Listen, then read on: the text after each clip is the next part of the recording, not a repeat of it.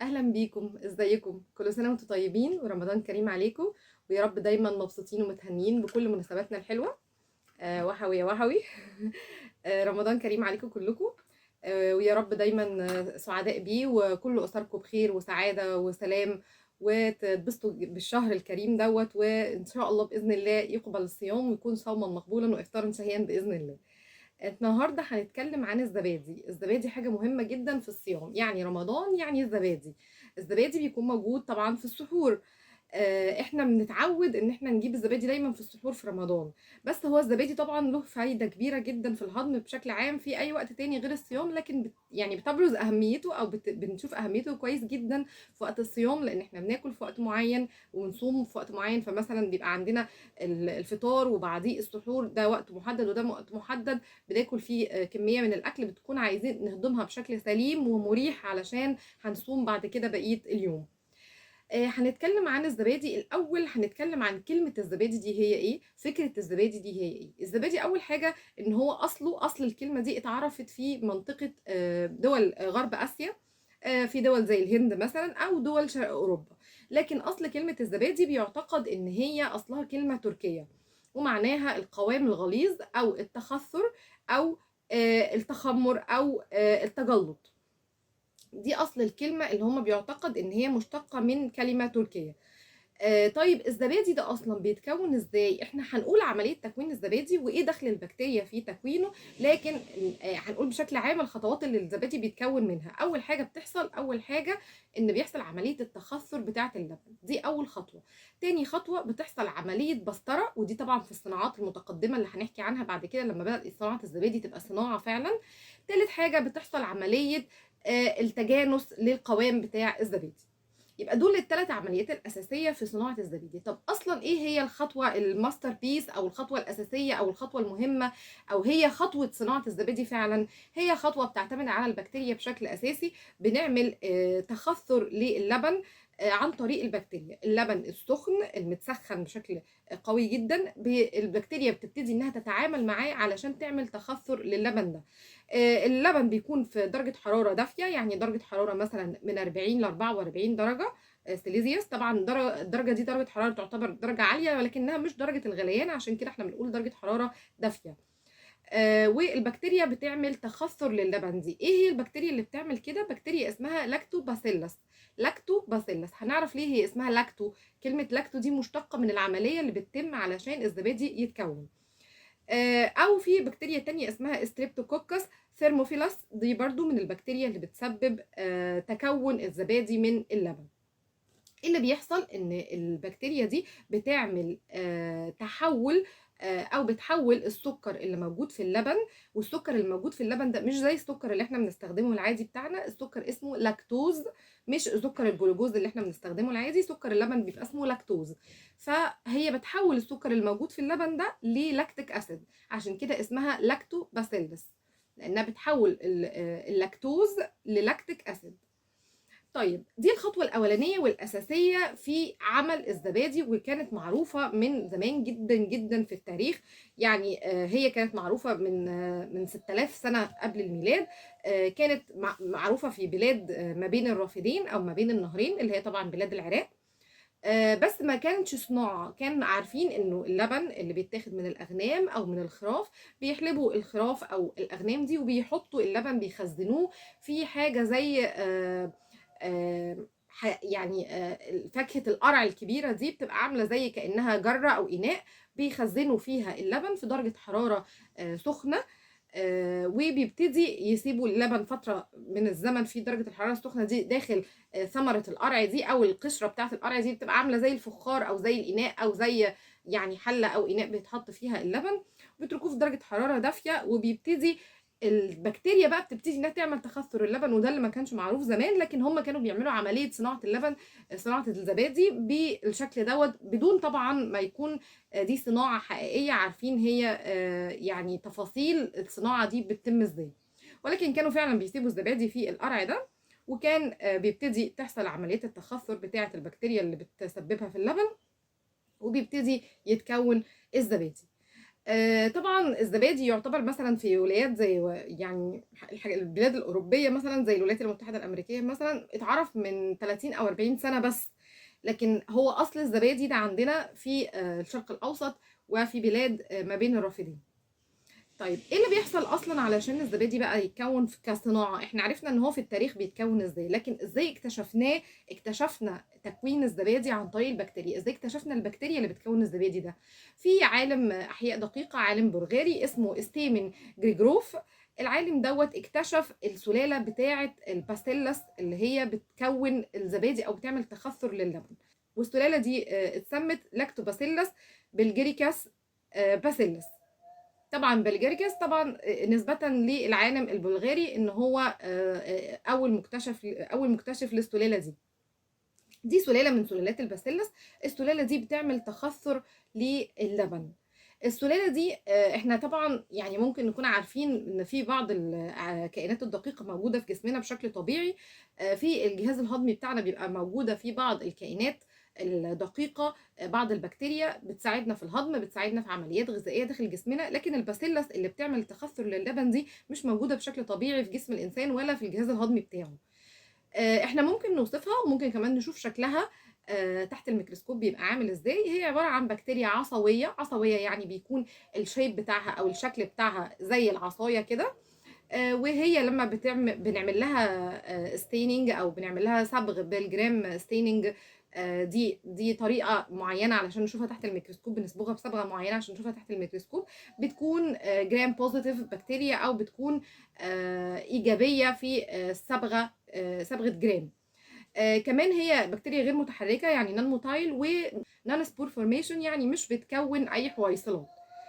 دي شكل البكتيريا او وصف البكتيريا اللي هي لاكتوباسيلس اللي بتعمل تخمر اللبن. هو لما اكتشف البكتيريا دي بقى اكتشف ان هي بتعمل تخثر للبن. تخثر اللبن يعني تحويل سكر اللبن اللي هو اللاكتوز لللاكتيك اسيد. وبدأ يدرس ايه تأثير اللاكتيك اسيد دوت على صحة الانسان. ايه هو اهميته في ان هو بيساعد في الهضم وبيساعد في امتصاص الاغذيه والاطعمه بشكل كويس جدا داخل جسم الانسان، وهو مش حاجه موجوده باي نيتشر او بالطبيعه في جسم الانسان، وبالتالي هي بتساعد الجسم مساعده خارجيه من بره في عمليات الهضم دي. ابتدى بقى ان هو يدرس تاثير اللاكتيك اسيد دوت في صحه الانسان وفي عمليه الهضم. وطبعا البكتيريا دي اصبحت بكتيريا معروفه باسم بكتيريا تخثر اللبن، او الاختصار العلمي بتاعها اللي هو ال LAP او اللاكتيك اسيد بروديوسنج بكتيريا. احنا زي ما اتكلمنا عن ان الزبادي كان معروف ان هو صناعته من فجر التاريخ زي ما بيقولوا، لكن ابتدت بقى المنظمات الاغذيه وشركات الصناعات اللي بتعمل صناعه من منتجات الالبان ابتدت انها تلتفت للزبادي دوت من يعني وقت يعتبر بسيط بالنسبه لان هو معروف من فجر التاريخ من 6000 سنه قبل الميلاد زي ما قلنا. فمنظمه الاغذيه العالميه ابتدت انها تعرف في القوانين الفيدراليه بتاعتها الزبادي على ان هو مصنع كريمي من اللبن، سواء كان اللبن دوت خالي الدسم او كامل الدسم او خالي الدسم جزئيا او لبن عادي بمساعدة بكتيريا التخثر. الزبادي طبعا احنا عارفين ان احنا الزبادي ده بيبقى ناتج من تخثر اللبن، واحنا عارفين ان عندنا مصادر كتير من الالبان زي البان الاغنام والابقار والجاموس، وبالتالي الزبادي بيختلف في طعمه وفي قوامه وفي كل حاجه فيه من مصدر اللبن اللي جاي منه. ولكن الفكره الاساسيه بتاعته ان هو تحويل اللاكتوز الى لاكتيك اسيد ومساعدته في الهضم، دي فكره ثابته، لكن بتختلف في الطعم، بتختلف في الشكل، بتختلف في حاجات زي كده حسب اختلاف مصدر اللبن اللي جاي منه اللي بيستخدم في صناعة الزبادي. طبعا الأول الزبادي بدأ يتصنع بالطريقة المعروفة العادية، بعد كده بدأنا نطور في صناعته، بعد كده بدأنا إن احنا نغير في شكله شوية، نغير في قوامه شوية، نغير في طعمه شوية. وهنحكي الحكاية دي إن شاء الله بعد ما نحكي تطور الخطوات اللي ابتدأ اللبن يتطور بيها. دي كده احنا اتكلمنا عن اول خطوه خالص اللي هي تخثر اللبن او تخمره، اللي هو تحويل اللاكتوز اللي هو سكر اللبن للاكتيك اسيد. ندخل بقى على الخطوه الثانيه اللي هي عمليه البسطره. عمليه البسطره دي عمليه مهمه جدا جدا جدا، لان في العمليه دي احنا بنقوم بالقضاء على الكائنات الدقيقه، البكتيريا الثانيه اللي موجوده في اللبن اللي ممكن تبوظ عمليه التخثر دي، ممكن تعمل تداخل في التعامل ال LAP اللي هي الباسيلس بكتيريا او اللاكتيك لاكتيك اسيد بروديوسنج بكتيريا دي، او اللي هي بكتيريا تخثر اللبن، ممكن انها تتداخل في التفاعلات اللي هي بتعملها وتبوظ عمليه تخثر اللبن. فاحنا بنلجأ لعمليه البسطره دي عشان نقضي على كل الكائنات الدقيقه الاخرى الغير مرغوب فيها في عمليه صناعه الزبادي. وكمان بنقضي على البروتين اللي موجود في اللبن. بنعمل ايه؟ بنكسر البروتين الموجود في اللبن ده عشان نقدر نحصل على القوام بتاع الزبادي المعروف اللي احنا عارفينه. كمان عملية البسطرة دي بتخلينا نتخلص من بعض المركبات الموجودة جوه اللبن بتكون غير صالحة لعملية التخثر وتكون الزبادي. وبنتخلص كمان من الديزولفد اكسجين او الاكسجين الذائب داخل اللبن، لان الاكسجين اللي موجود ذائب داخل اللبن دوت مع بعض المركبات اللي تكون موجودة في اللبن باي نيتشر بطبيعة اللبن ممكن انها تحفز نمو كائنات دقيقة برضو بتعمل تداخل في شغل الكائنات اللي بتعمل التخثر للبن، وتبوظ عمليه التخثر دي وتبوظ عمليه تكوين الزبادي. عمليه البسطره دي ممكن انها تتم على مرحله واحده او ممكن تتم على عده مراحل، ولكن هي يعني في مجملها بتكون عباره عن ان احنا بنسخن اللبن لدرجات حراره عاليه جدا في وقت معين، يعني مثلا من 30 ل 60 دقيقه، ودرجات حراره مثلا بتوصل من 85 ل 90 ونص درجه سليزيوس. بنسخنه لدرجه حراره عاليه جدا في الوقت دوت لمده مثلا نص ساعه او لمده ساعه، وبعد كده بنعرضه لتبريد شديد جدا درجات حراره منخفضه بشده. ودي عمليه البسطره اللي بنقضي بيها على الكائنات الدقيقه اللي بتاثر على العمل بتاع بكتيريا تخثر اللبن وتكوين الزبادي. بعد كده بنيجي للخطوه الثالثه وتعتبر هي الخطوه الاخيره، هي خطوه التجانس علشان نحصل على القوام بتاع الزبادي متجانس بالشكل ده. طبعا قوام الزبادي علشان يكون له شكل مقبول للاكل، يكون له شكل مقبول للانسان ان هو ياكله ويكون مستمتع بيه ومستسيغه، لازم يكون له قوام مناسب، يكون ناعم، يكون شكله متجانس. فعمليه التجانس دي لقوام اللبن او قوام الزبادي بيكون حاجه مهمه جدا، بتكون من التطور اللي حصل في صناعه الزبادي علشان ان احنا نحصل على طبقه الزبادي يبقى سطح الزبادي ناعم كده، وتبقى القوام بتاعه سميك ومتماسك. فبتخش في عمليه التجانس دي في الصناعه. عمليه التجانس دي بتكون عباره عن ان احنا بنعرض الدهون اللي موجوده في اللبن المتخثر ده او اللي هو مكون الزبادي اللي بدأ يتكون، بنعرضها لظروف قاسيه جدا بالنسبه للصناعه، يعني مثلا درجات حراره مرتفعه، ضغط شديد جدا، ضغط عالي جدا، علشان نكسر الغشاء المحيط بكوريات الدهون دي بتاعه اللبن، نكسر الغشاء بتاعها، وبالتالي ما بيبقاش متجلط، ما بتبقاش تكتلات دهنيه كده، بتبتدي انها تبقى قوام ناعم. وبنحصل على القوام الناعم ده فعلا في النتيجه النهائيه للزبادي، بيبقى القوام اكثر نعومه واكثر دسامه واكثر استقرارا في ان هو كتله الزبادي مستقره. حتى يعني في كوميكس كتيره بتحصل على ان الزبادي احنا ممكن نمسك علبه زبادي ونقلبها كده من غير ما الزبادي يقع او يدلق منها، وهو ده تماسك القوام اللي احنا بنحصل عليه في عمليه التجانس في الصناعه.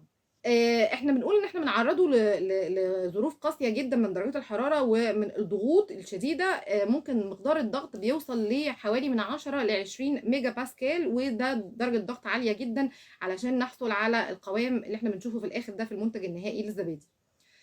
طبعا في حاجات تقنيات تانية ممكن نستخدمها في عملية التجانس دي غير الضغوط العالية. ممكن مثلا نستخدم الالترا ساوند اللي هي الموجات الفوق صوتية، او بنستخدم مثلا المايكرو فلويدايزيشن، ودي اسمها بالعربي اللي هي المواقع الدقيقة. دي عبارة عن يعني طريقة معينة في الصناعة بنستخدم فيها المواقع الدقيقة دي علشان برضو نحصل على القوام المتماسك ده لعملية التجانس بتاعة الزبادي. ولكن طبعا يعني اكثر الامور الشائعة هي استخدام الضغط العالي، وزي ما قلنا من 10 ل 20 ميجا باسكال. طيب احنا حكينا عن الزبادي، حكينا ان احنا عارفينه من فجر التاريخ، وعرفنا ان في بلاد كتير جدا عارفه الزبادي وبتستخدمه وبتتعامل معاه وعارفه اهميته بالنسبه للصحه وبالنسبه للجسم. وعرفنا بعد كده ان هو دخل في الصناعه، وان الصناعات بدات تتطور علشان تصنع اللبن بشكل صحي وبشكل مناسب. واتعرفوا طبعا خلاص على التكنيك او الميكانيزم اللي البكتيريا بتعمله عشان تعمل تخثر للبن ده. طب ايه بقى اهميه الزبادي دوت للانسان؟ يعني ليه هو مكون او يعني مصنوع مهم كده للانسان؟ لان اولا الزبادي لان هو متكون من اللبن، فهو بيحتوي على عناصر غنيه جدا بالكالسيوم وبالبروتين، فهو بيدينا عناصر غذائيه كالسيوم وبروتين عاليه جدا.